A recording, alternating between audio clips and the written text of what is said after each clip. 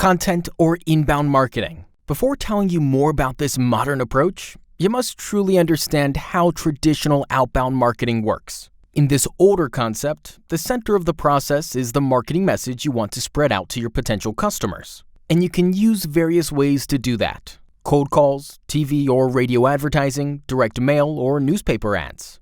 I'm not telling you these methods don't work. They do, but they have so many disadvantages. First, you need to spend a ridiculous amount of money to get your marketing message to people. Second, not all of these people are actually your target audience, so only a part of them will react. Last but not least, some people will probably get angry since outbound marketing is sometimes perceived as aggressive advertising.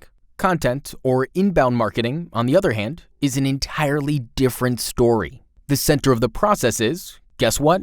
Content. It's all about creating something interesting, helpful, enjoyable. An article, blog, video, infographics, something that your prospects might be naturally attracted to when browsing the web or social networks. It's a lot cheaper, more effective, and non-aggressive. To be honest, you're watching a content marketing right now. So how can we help you more?